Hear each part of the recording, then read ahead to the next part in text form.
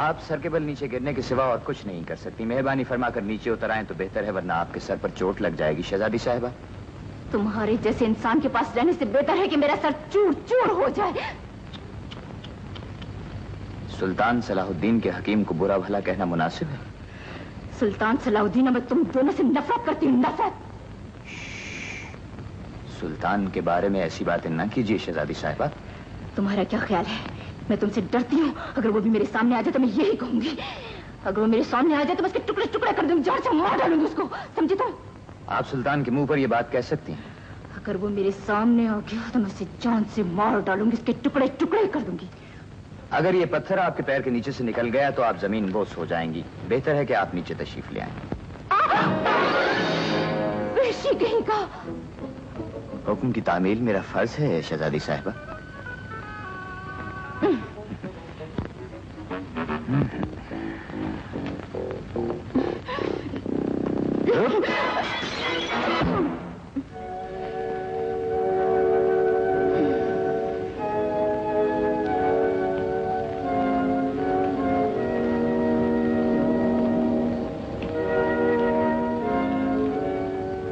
مہربانی کر کے دروازہ کھول دیں تاکہ آپ مجھے پیٹ بھر کے گالیاں دے سکیں. نہیں، میں صرف آپ سے بات کرنا چاہتی ہوں. معافی چاہتا ہوں شہزادی صاحبہ، میں اب اپنی مزید بے عزتی برداشت نہیں کر سکتا. تم میری طرف دیکھو، دیکھو نا، یہ کیسا کنگن ہے؟ تمہیں پسند ہے کیا؟ بولو، بتاؤ نا، بتاؤ. پسند ناپسند کو تو خیر چھوڑیے، البتہ آپ کا ڈر ضرور کم ہو گیا. اچھا اچھا، یہ لے لو. اگر یہ کافی نہیں، یہ انگوٹھی بھی لے لو، بہت قیمتی ہے یہ. محترمہ شہزادی صاحبہ، آپ یہ تمام زیورات مجھے کیوں دے رہی ہیں؟ یہ سب آپ لے لیں، مجھے اس کے پاس لے چلیں. میں اس کو دیکھنا چاہتی ہوں، سلطان صلاح الدین کو. سلطان سے ملنے کی آپ بہت خواہش مند ہیں. انہیں جانتی ہیں آپ؟ تم کیسے بدتمیز آدمی ہو، شہزادی کا حکم نہیں مانتے. اگر سلطان کو اس بات کا علم ہو گیا تو تم کو مار ڈالے گا. تم بہت ہی ضدی ہو، بڑے ہی لالچی آدمی ہو، سمجھتے نہیں ہو. اچھا، یہ کافی نہیں تو یہ بھی لے لو. سمجھ میں نہیں آتا تم کس طرح کے انسان ہو، اتنی ساری چیزیں دے رہی ہوں، کیا یہ سب کم ہے؟ ہم کسی اور دنیا کے لوگ ہیں محترم شہزادی. لالچ ہمارے مذہب میں حرام ہے. ہم عورت کی عظمت کی خاطر دنیا کی ہر شے قربان کر سکتے ہیں.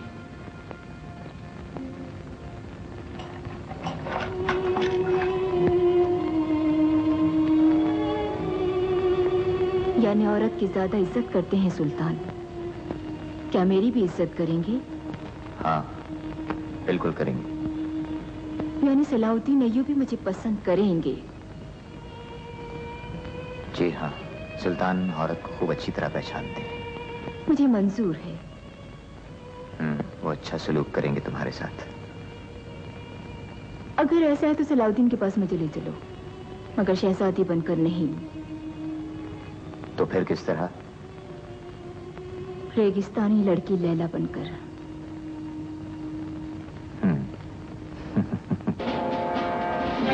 تم، آپ سلطان ہیں، آپ نے مجھے بے وقوف بنایا، آپ نے دھوکہ دیا ہے مجھے.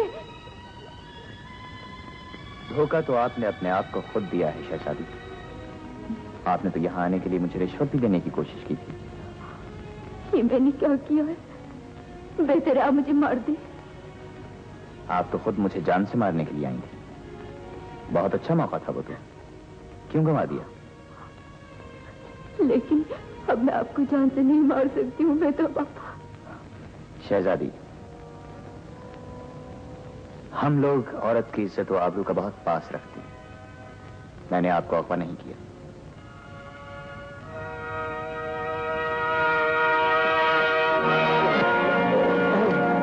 بولو، کیا نام ہے تمہارا؟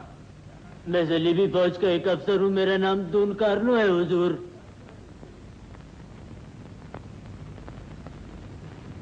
شہزادی کو اغوا کرنے کا حکم کس نے دیا تھا؟ شوالیہ لوپارٹ نے.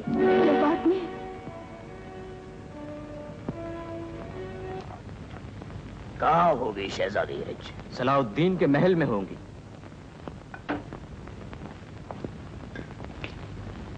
کیسے بھی ہو، شہزادی کو آزاد کرنے کی اس تجویز پر عمل ہونا چاہیے. کون سی تجویز؟ معمولی تجارت. تجارت؟ صلاح الدین کے جو غلام ہمارے پاس قید ہیں ان کو شہزادی سے بدل لیا جائے۔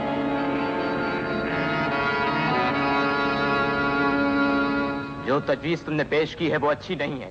اگر شہزادی واپس آئی تو سب راز کھل جائے گا۔ وہ واپس نہیں آ سکتی شوالیے۔ اگر یہ تجویز مان کر صلاح الدین شہزادی کو واپس کر دے۔ صلاح الدین بہت ہوشیار آدمی ہے، وہ شہزادی کا لین دین کبھی نہیں کرے۔ کیا مطلب؟ اگر وہ زندہ ہوتی تم یہ تجویز پیش نہ کرتا۔ بہت ہی چالاک ہو تم۔ آپ بھی بہت سمجھدار ہیں شوالیے۔ ہم مقدس صلیبی فوج کے سپہ سالار برطانوی بادشاہ عالی جاہ شیر دل رچرڈ کی طرف سے بیت المقدس کے سلطان صلاح الدین ایوبی سے عرض کرتے ہیں کہ جتنے مسلمان قیدی ہمارے پاس ہیں، اگر شہزادی ایرج کو واپس کر دیا جائے، اگر آپ کو یہ شرط منظور ہو تو سیبو ریگستان کے جنوب میں حاشد کے قریب قبیلے کے سامنے سارے قیدیوں کو آزاد کر دیا جائے گا۔ محترم شہزادی کو بھی اسی جگہ شہزادہ لیوپارڈ کے تحت انگریزی فوج کے حوالے کر دیا جائے۔ بادشاہ رچرڈ کو بتلائیں کہ شہزادی ہماری قید میں نہیں، ہماری محترم مہمان ہیں۔ اگر شہزادی مناسب سمجھیں تو جا سکتی ہیں۔ کیا ہم شہزادی کو ساتھ لے جا سکتے ہیں؟ جی ہاں۔ میں نہیں جانا چاہتی ہوں۔ شہزادی، یہ آپ کیا کہہ رہی ہیں؟ میں اپنے آپ کو شوالیہ کے حوالے نہیں کرنا چاہتی، اسی نے مجھے اغوا کروایا تھا۔ پہلے قیدیوں کو آزاد کیا جائے، میں خود وہاں پہ پہنچ جاؤں گی۔ ہم آپ کا مطلب سمجھ گئے شہزادی، ہم صبح خود کیمپ جائیں گے۔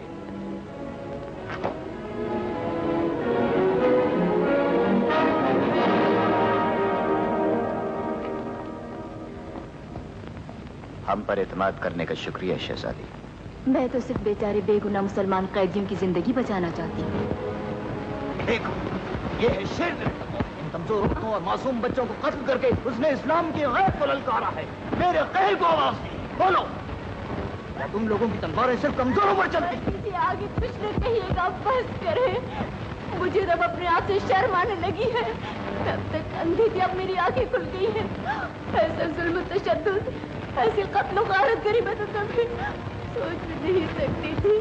میں التجا کرتی ہوں، معاف کر دیں مجھے، معاف کر دیں مجھے۔ مجھ سے معافی مانگنے کا کوئی فائدہ نہیں، معافی ان لوگوں سے مانگو یا خدا سے۔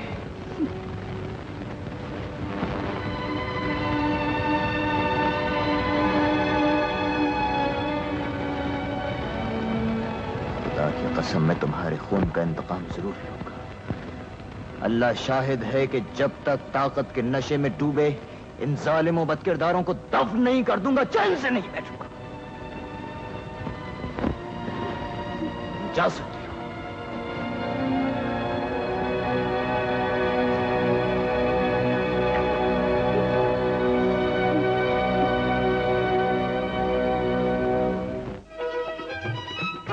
والا بزدل دھوکے باز ہے، اس نے قیدی حوالے کرنے کے باوجود ہم پر حملہ کیا ہے۔ میں نے اپنی جان مشکل سے بچائی۔ ایرج کا کیا ہوا؟ سلطان نے اپنے تمام قیدی لے لیے۔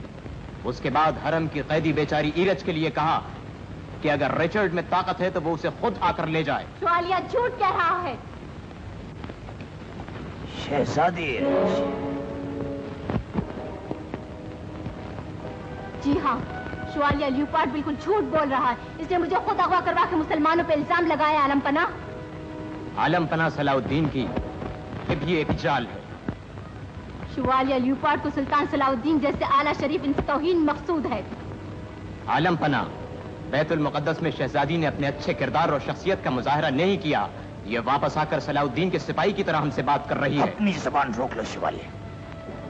کاش میں نے بے گناہوں کا خون بہتا ہوا نہ دیکھا ہوتا جو کہ تم نے بہایا۔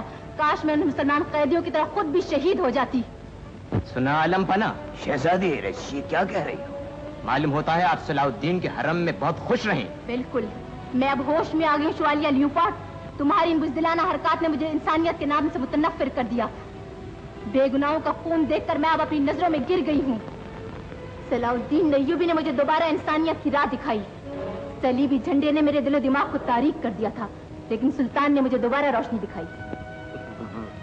شہزادی ہمارے مقدس پرچم کی بے حرمتی کر رہی ہے۔ آپ کا انسانیت سوز اور ظالمانہ رویہ اس پرچم کے لیے جس کے سائے میں عورتوں بچوں بے گناہوں کو قتل کیا گیا، اس پرچم کے لیے میرے دل میں کوئی عزت نہیں، کوئی احترام نہیں ہے۔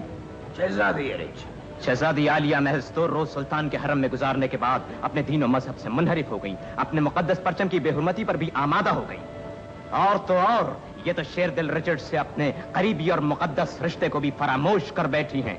جی ہاں شو عالیہ، میں آپ کے الزام کا مطلب خوب سمجھتی ہوں۔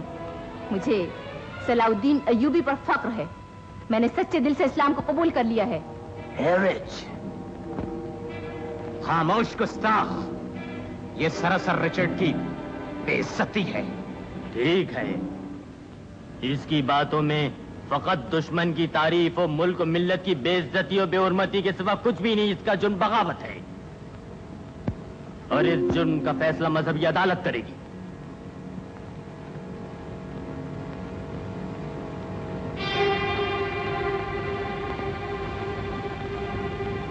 صلاح الدین کا پیمانہ صبر لبریز ہو چکا تھا، بے گناہوں اور معصوموں کے قتل عام اور ظلم و بربریت کی انتہا نہ رہی تھی، اس کا دل خون کے آنسو رو رہا تھا۔ آخر کار اس نے صلیبی فوجوں سے فیصلہ کن جنگ کی تیاری کی اور حملے سے پہلے خداوند کریم کے حضور سر بسجود ہوا کہ فتح و نصرت اس کے قدم چومے۔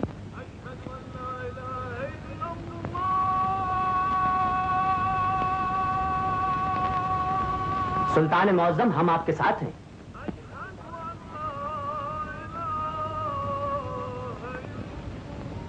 اللہ اکبر، اللہ اکبر،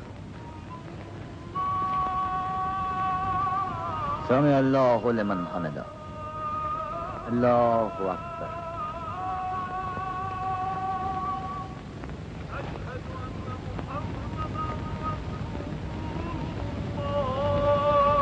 اللہ اکبر، اللہ اکبر۔ میں تم سے رچرڈ شیر دل کی منگیتر کی حیثیت سے مخاطب نہیں، بلکہ ایک ایسی عورت سے مخاطب ہوں جس نے دین کی بے حرمتی کی، اپنی روح اور جسم کو ابلیس کے پنجوں کے سپرد کر دیا۔ شہزادی ایرج کی خواہش تھی کہ اس کی شادی رچرڈ کے ساتھ صلیب کے سائے میں بیت المقدس میں انجام پائے۔ اب اس نے مذہب اسلام قبول کر لیا ہے اور اپنے مذہب کی بے عزتی کر کے مسیحی دنیا کے ماتھے پر ایک بدنما داغ لگایا ہے۔ اس کے اس عمل نے ہمارے مذہب اور ہماری قوم کی عزت پر کاری ضرب لگائی ہے، اس کی سزا اسے زندہ جلا کر دی جائے گی۔ تمہارا یہ بزدلانہ فیصلہ مجھے بخوشی قبول ہے، میں کسی چیز سے نہیں ڈرتی ہوں کیونکہ میں مسلمان ہوں۔ صبح کا سورج تیرے لیے موت کا پیغام لائے گا اور تجھے اپنے کیے کی سزا ملے گی۔ کل صبح جب تمہیں زندہ جلایا جائے گا تو وہ دھواں بیت المقدس پر حملے کا اعلان ہوگا۔